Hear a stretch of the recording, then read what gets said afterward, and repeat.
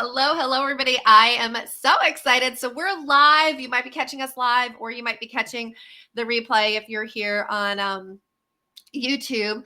But I'm so excited to spend some time with Cindy because we're just getting to know each other, and she's got some pretty cool stuff. And so, Cindy, for really quick, just introduce yourself and I know you work with, and this is so embarrassing. I'm trying to remember, where did we initially connect? I think it was on LinkedIn, to be honest with you. Okay, because I knew we were on LinkedIn, but then were we on what event were we just on Yeah, we together? were on some event. I can't remember which one it was. I'd have to go back to my I notes, know. I'm but like, what event? I think we were both uh, speaking at an event. yeah, at a Yeah, summit, and but I can't exactly remember the name of it at this I don't point. remember But either. Isn't that that's funny? part of being a grannypreneur. You have the privilege of not remembering everything on the Well, and spur of it's the moment. people do say there, and I'm just going to make sure I'm going to just change us so that we are public on here. So I'm going to go ahead and just save that on my one page. But yeah, it's funny because, I remember when I started my first business and I still am in that business and direct sales, but people say all the time, like, well, where do you find people? Where do you find people? And I think to myself, oh my gosh, if you just start getting out there and connecting with people, there's 350 million people just in the United States. And now with virtual, they're all over the world. There's so many people. And I love this. I love that I have a huge community. I love being so connected to incredible women. But then you do start to go, where did Cindy and I connect? How did we meet? Yeah. But I'm excited to kind of introduce you and to have a conversation because Cindy and I were talking about how so many women, I'm hearing this over and over, and I'm sure you are with your clients. They're super busy. Everybody feels like they're so busy, overwhelmed. And this is for me too, guys. I feel this way. So this is not me like talking from a soapbox. It's that I feel like in general, I'm like, wow, the world feels overwhelming. We are inundated with media and information at a level that it's like, oh my gosh, you're just trying to keep up and process, right?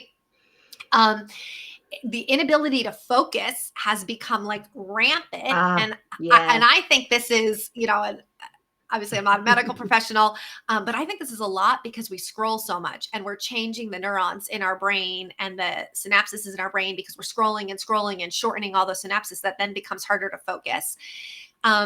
And feeling very like obligated and pulled in so many different directions and stressed Yeah. and boundaries, being able to say no and comparison. Like there's just so much. And I think that women, because we're so connected through social media and stuff, seem to feel this pressure more. So kind of tell everybody who you work with. And I'm super excited because you're going to help us kind of get out of this mode Yeah. that we're in.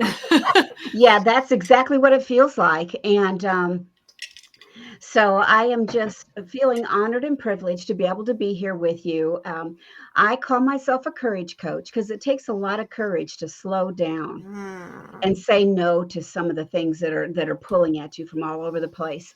And I'm a self-expansion mentor, and I help high achieving professionals, men and women, to reconnect with their inner calm and confidence by I love helping that. them create rhythms of clarity, purpose, and peace. Oh, okay. So if you're watching Yeah. this in the comments, tell us which of those words connected with you. Because I heard so many that connect with me. Calm, confidence, courage, peace. Like these are all words. So Cindy, you might not know this. I was the president of my Latin club when I was in high school. So I'm a huge wordy. It's like my like nerdy fun fact that you would never tell anybody on a first date, right? And Yeah. I love words because I'm also a Christian. And so I very much believe that God spoke the world into existence and that we are made in his image. And so our words are so powerful. They create a reality. So when you Yeah. said courage, because I love this, that you call yourself a courage coach. Yeah. And I've Yeah. never heard this. I love this. I had to look up what is the root word of courage. And I didn't know. So I'm looking it up. I'll tell you what it says. It says in the 1300s, courage meant the heart. It was the seat of emotions. It was your spirit, your temperament, state, or frame of mind. And I think Wow. that's such a cool definition because we think of courage and we think of like Braveheart, right? Like Yeah. freedom, kind of thing. But courage is the seat of your emotions. it's your spirit, it's your temperament, and it's your frame of mind. So that tells me it's all kind of what we're thinking, but this is a deep, your courage is your heart. And that's such an interesting way of Mm, picturing courage, right? It's what's in mhm. your heart. And that your courage comes from deep, deep inside your spirit. So I love that. I'm like, that's why I love looking up words, because sometimes they give you, when I like this, it says the meaning. So it develops, right? It develops over time. It says the meaning, quote, valor, quality of mind, which enables one to meet danger and trouble without fear. So, and in There Middle you go. English, the word was broadly used for what's in one's mind or thoughts, which kind of came from Mm, like bravery.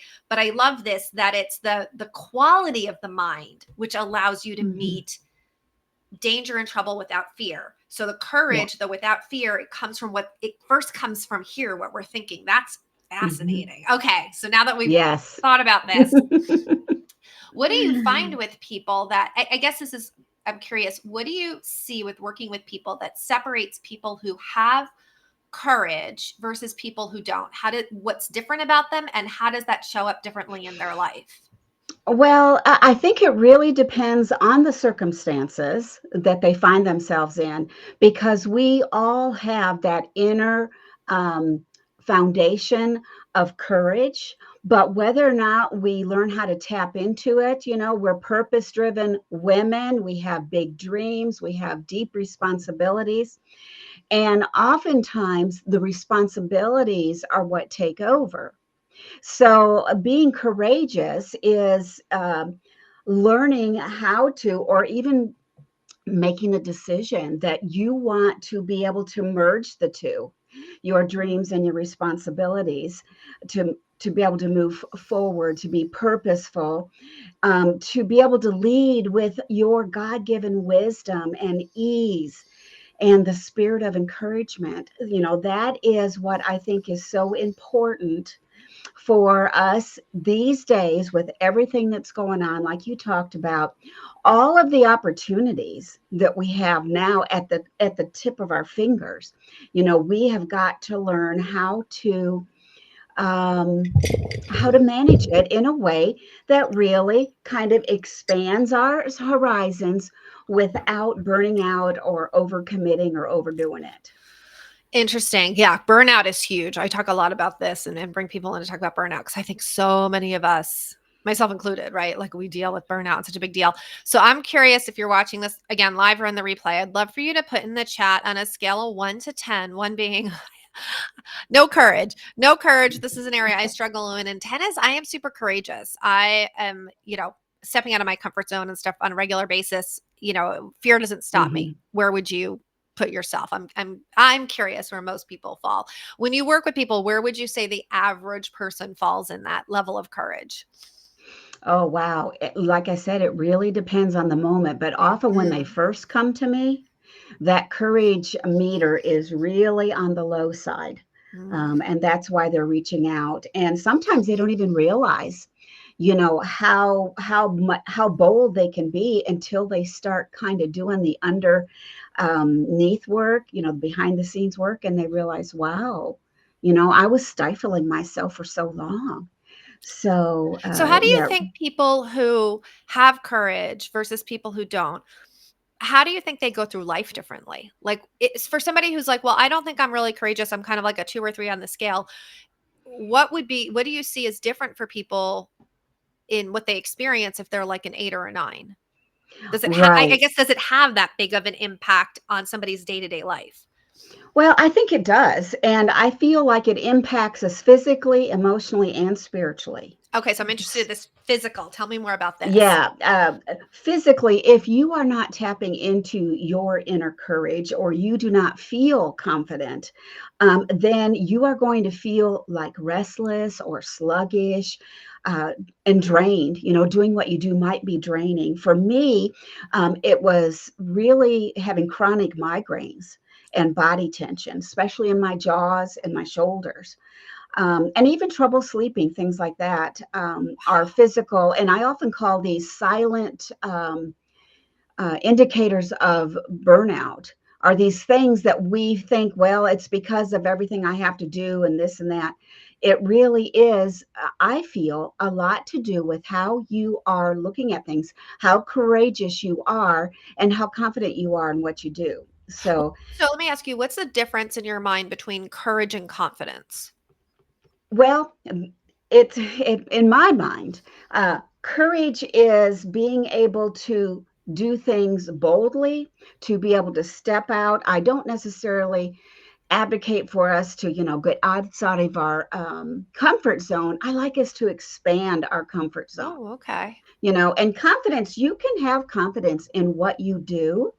But if you don't have the courage to step out there and kind of put it out there, whether it's in your family, in your relationships, or in what you do, as far as your business or your career, then you can be confident in what you do, but you're just not taking that extra step to kind of expand and reach outside of what you normally do Mm, or what society has dictated for you to do.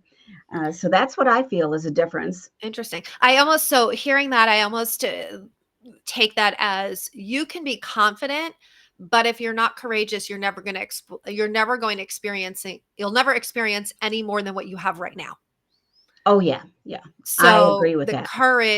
the courage is what you need okay, this is where it is. The courage is what you need for growth. So you can be Yes. confident, but without courage, you won't grow.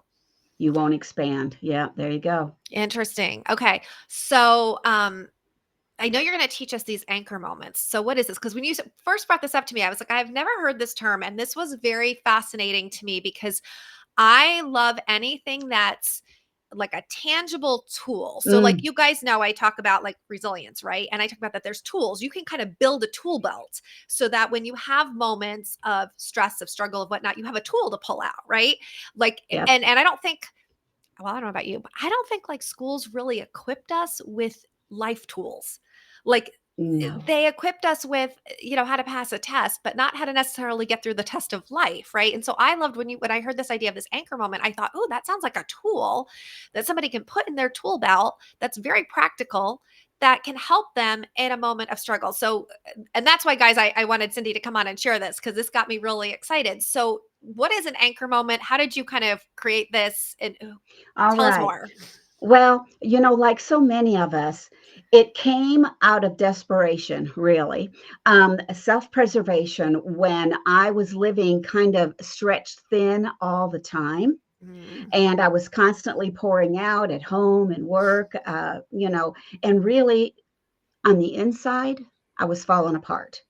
wow. The longer I did those stints of just powering through, I began to just fall apart on the inside. And of course, I wasn't going Mm, to let anybody see that because I am a high achiever, and I don't want to be considered, that I don't know what I'm doing or I can't handle it, is what they like to tell mm, you, or you're not a team player because you're backing down from some of these big, sometimes not even necessary responsibilities, and feeling so stretched thin and running on empty is when I began to realize the need for a shift.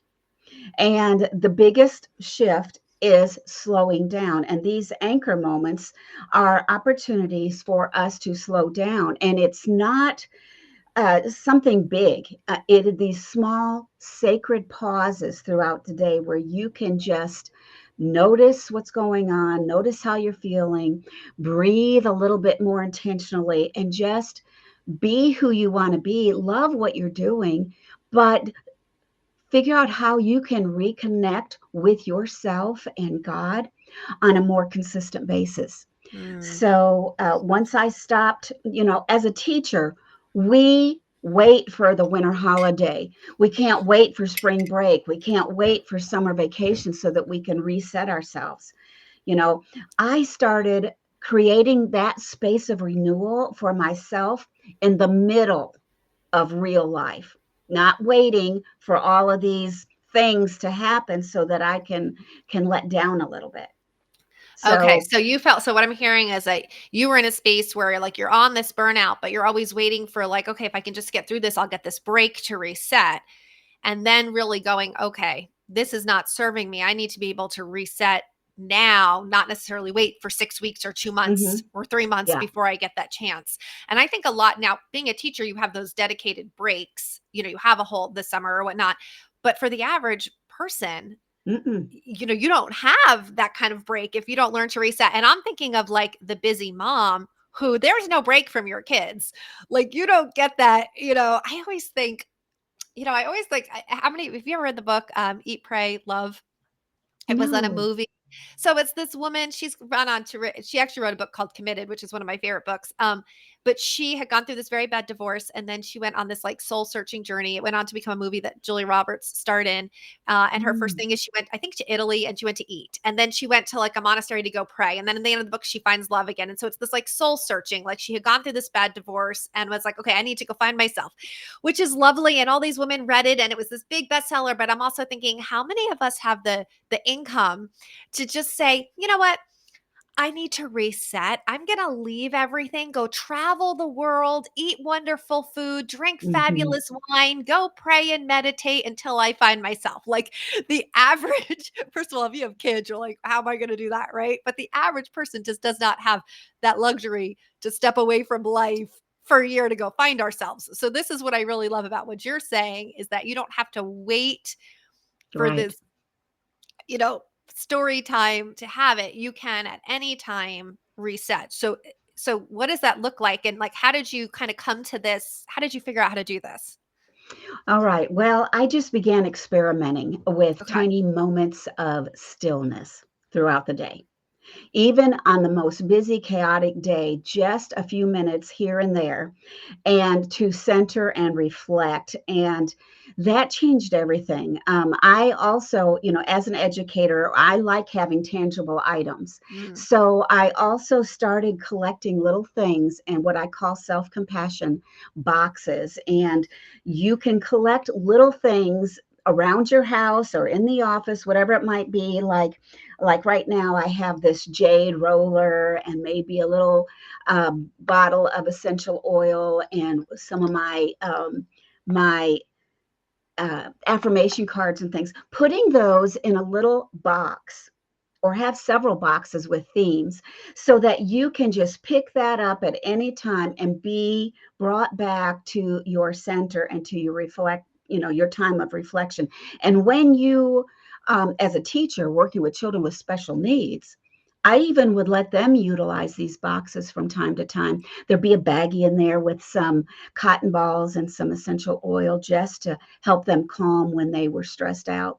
So that Oh, is that is, you can do an anchor moment without anything. It's okay. really just taking something that consistently is grounding for you and doing it regularly, setting intentions to do it certain times. So I call it anchor moments, certain times where you will do it throughout the day and get it set up and ready ahead of time so that when you go into the kitchen, let's say if you're a mom, right before the kids get home from school, you go into the kitchen and you have this little self-compassion box right there so that before they get there, you can kind of get yourself anchored and ready for what it's going to mean when the kids get home. um, So can you give me an example of like, give me two tangible examples of what that might look like? What am I doing in my kitchen? yeah, so you're in your kitchen, you have a space on the shelf somewhere where you just have your box, and you take it down, you look at it. Like if you're using one of your mental download cards, you can read that, like this one that I have here. It is an affirmation I wrote in 2020. So here I am, 5 years later, I'm still using this same affirmation card. It had such meaning for me at the time. Okay, now you got to read it So, for us. oh, okay. It says, my thoughts are constructive, optimistic, and self respecting. I'm resourceful and confident. I only embrace the thoughts that best serve my mission and support my movement forward.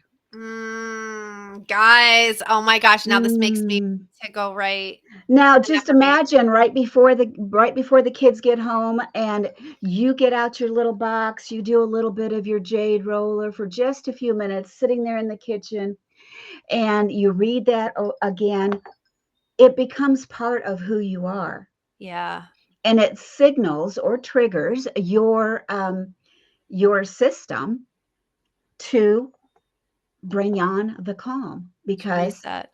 to reset, there you go. It's just tiny check-ins and it just brings you back to yourself. And that's what I like about it.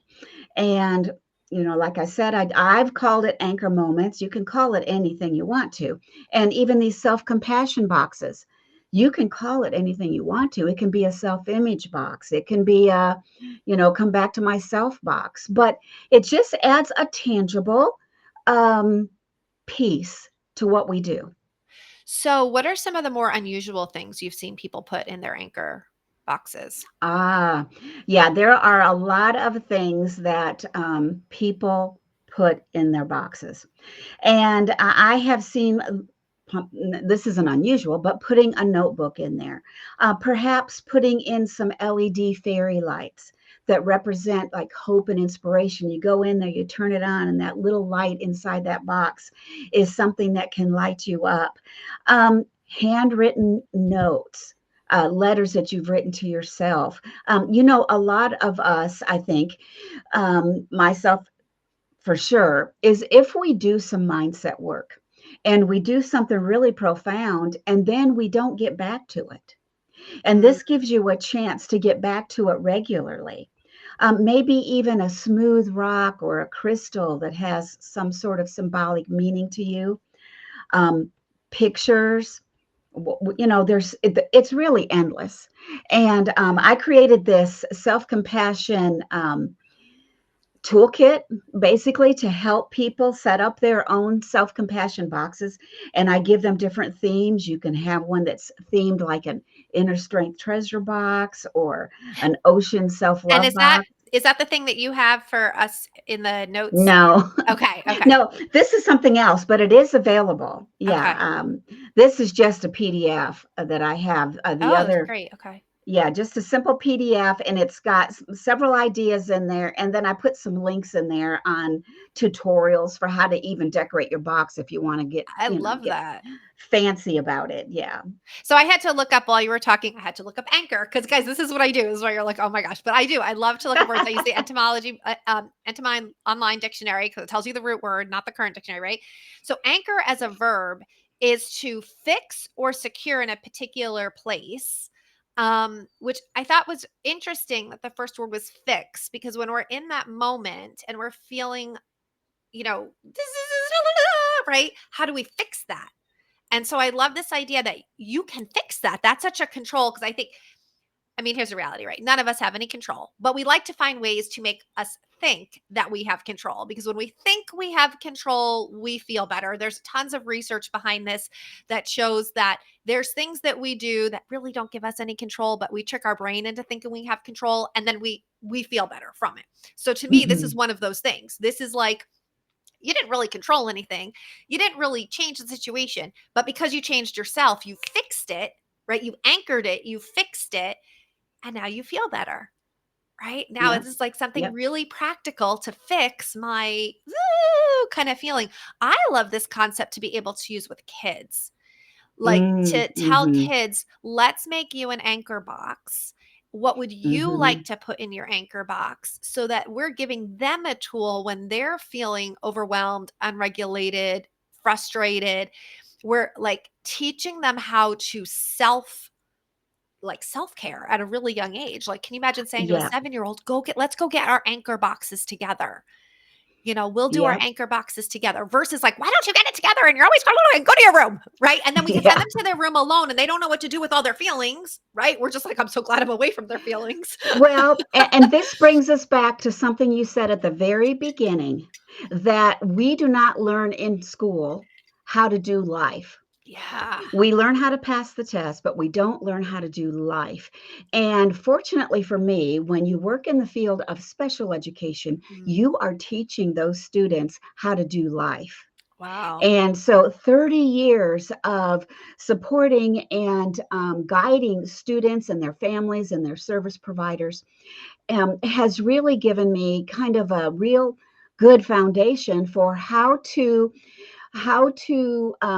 facilitate meaningful engagement. And I Oh, love your idea of sharing these self-compassion boxes with children. yeah. I did it at school, but when you do it at home, doesn't it shift? Like you just said, it really shifts your connection with that kid. Yeah. Well, and I'm thinking, so I know I haven't talked about this in a long time, but like you guys know, I have a book, Making Cancer Fun, and speak with medical professionals and parents with children who are going through pretty much life-changing diagnoses, right? And so I'm thinking of Mm-hmm. all these kids, like when I was in the hospital and Emily was going through cancer. And number one, as a parent, you deal with stuff and you're kind of like, I'm just trying to deal, and how valuable something like this would be in that setting, in a medical setting, but also for a Mm-hmm. kid who maybe you like, my daughter had to go in, once a month for like lab works and procedures and things like that. Or you have a kid who maybe has to regularly go to the doctor, or they have to regularly go to the hospital, and creating an anchor box that they could take with them Mm-hmm. for when they go. Mm-hmm.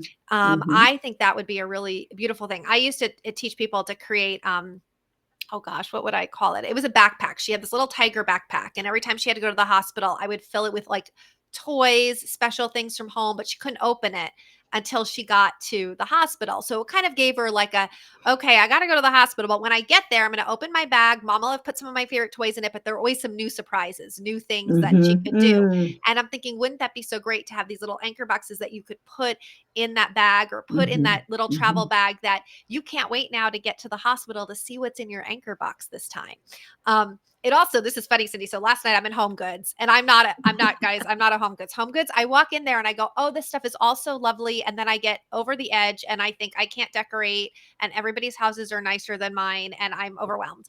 Um, I kid you not, guys. And I feel like I wish I had taken a photo. I didn't, and I should have. I need to go back just to take a photo. There was a box. It was probably about this big. It was a little box, and it was a box of rocks. And they are Mm-hmm. stacking rocks. You know how like you stack rocks to do like little meditative work. Sorry, my dogs are barking. Little meditative work. So somebody Mm-hmm. literally is getting rich selling a box Of of rocks. rocks so that people can do mindfulness activities. And it was a little box. It was only this big. So, it's only like 6 little stacking rocks. And I said to Jack, I was like, somebody is sitting in an island in Tahiti retired because they sold a box of rocks. Yep. Mm-hmm. Like, and the reason I guess this is, I'm thinking of this is I'm like, somebody is buying this. This is telling you how desperately people need these anchor moments, that they are willing to Mm-hmm. buy rocks, thinking this is going to help me calm, regulate, find peace, find mindfulness. So don't buy a box of rocks. Go follow Make Cindy and make an anchor box. make your own. Make your own. And these are just like a reset button for your nervous system. And until you start using it on a consistent basis, and of course you see it if you did the little backpack for your daughter, it can make a huge Yeah. difference, you know. And so that's what it is. And the key is that these anchor moments are tied to something that already happens, or it's going to happen no matter what. So do you So when you say that, do you mean that you should set specific times throughout the day that you do it, or you just do it when you feel like you need it? no, I recommend that people set specific times. Now, yes, you can go to it whenever you feel like you need it, but if you have specific times, and my timer just went off on my phone, set a message to get out your ocean box or get out your whatever it is that you have made for yourself. And same thing with children. Like you mentioned, and it's not like you're going to spend 30 minutes doing this. You're just going to get it out. You're going to look at it. You're going to read your thing. You're going to smell your oil, and you're just going to recenter. And it really It's so good. is, yeah, just I feeling good. And, some of my favorite anchor moments, like before I get on one of these calls, I have a diffuser behind me. And like I said, I have these little things that I use just to get anchored, to focus and to remind myself of the courage, clarity, and calm that I like to share Mm. with other people. Another time is right before, because I have a son in prison. So right Oh, before I go up to the guard station, when I visit him, because he lives several hours away. So I don't get to go very wow. often. But before I go up to the guard station, I really have to center myself because it is uncomfortable and weird, for Yeah. me to Oh my have to God, go to this would be prison. horrific. Yeah. Yeah.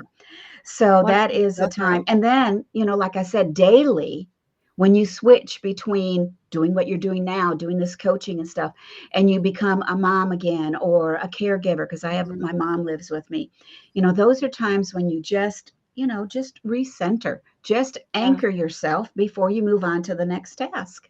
I feel like I'm just gonna throw this out there. I feel like Cindy could build a whole other business creating little boxes that have little anchors on them of all different themes and filling them up with these things and selling them. This would be, I'd rather buy that than a rock, let me tell you. So I'm just gonna Well, put that out yeah, yeah. there that Cindy But you creates, know what? how fun. Your self-compassion box is going to be so much more meaningful if you put stuff that Mm. have real significance for That you. makes sense, yeah. Because 'Cause I'm Yeah. thinking, again, like as a Christian, like maybe a little mini cross or a couple of Hmm. scripture verses.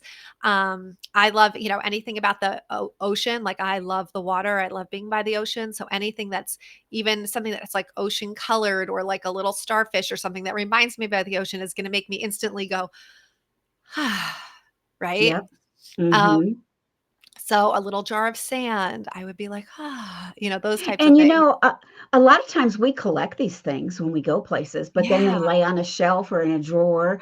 We don't know what to do with them. And if you create an anchor box, you're going to have a space to use it. I love that, and I particularly love that we can do this with our kids because, like, Yeah. as moms, remember, we are the mirror for our children. We are mirroring, and the kids are looking to us to how to cope and deal with life. Like, we have so much we don't talk enough about this, about the responsibility and the power that we have to Mm. shape the Mhm. future of our world, right? Mhm. Because we're shaping these young people and we're teaching them, how do you show up in life? How do you deal with life?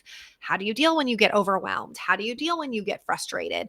Right? Like, we have such this huge gift to be able to mirror this for our kids. So I love this, Cindy. So we're gonna put in the notes. And I'll go back into my Facebook and put these in here. But I know you have kind of a gift for everybody. Can you tell everybody a little bit about that? Yes, yes, I do. And it is a Tranquil Solutions workbook. And these anchor moments are in there. A little bit more detail on how to set up your anchor moments. But it's a Tranquil Solutions workbook, and it's for high achievers like us. And it's just a gentle guide with practical daily pauses. I have 10 of them in there. Mhm. There's a trigger awareness checklist for you for when, if you are just all over the place, like you were talking about earlier, zing, zing, zing, zing. This trigger awareness checklist just lets you look at 10 different areas in your life where maybe you want to get a little tighter rein on it. And then it gives you some practical daily pauses that can as simple as these anchor moments that you can start using right now. So Oh, if I love today's conversation resonated with anybody, you can download that. You can also kind of hang out with me in my Facebook community because we talk a lot about this in there too. Yeah. So, guys, here's some other things because we don't want this to just be like, and you guys know this is my thing. It's not just, oh, I learned something, I heard something that felt good. It's really, how do I implement it now? So, let me show you different ways that you can do that. So, one is grab this, go into the downloads, grab it, pull it out. Even if you only get one or two tips from it, it's one or two more that you don't have right now. Right? Like, Hmm. may not resonate with everything. Can you take one or two good little gold nuggets from there that you can take and start to put into your life to see some different shifts and changes? I know Cindy has a really great Facebook group. Go check out her Facebook group because here's the thing, guys, community and who you surround yourself matters, right? This Hmm. is our whole Hey Girl You Can thing. And if you're not in Hey Girl You Can, I just put up here all the links to all the places. But community, and I know you have a community, like, community counts. So it doesn't need to be my community, but find a community where you are connected with like minded women, where you have support, mentorship where you do not have to do life alone. We are not meant to do life alone. I will say, and I wasn't really thinking about this with our conversation, but if you are in New Jersey, if you are in New Jersey and you are local to me, because I know we got people all over, I am doing a class at Stress Free Body, which is in Monmouth Mm, County. It's going to be on the 26th in the afternoon. And we are doing a whole 90-minute workshop on not anchor moments, that's Cindy's deal, but on this taking a pause. It's actually called the power mm, of pause, taking a reset. We'll be doing different exercises and journaling and energy mapping and things like that to help shift you. mm, So if you are local, that is available for you, and registration is open.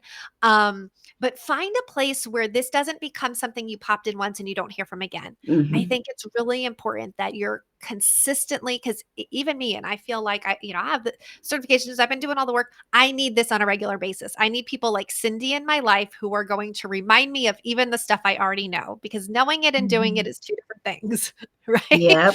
And Yes. so find those people to put them in your circle. Check out our Facebook group. There's a bunch of free stuff for you that you can check up in here.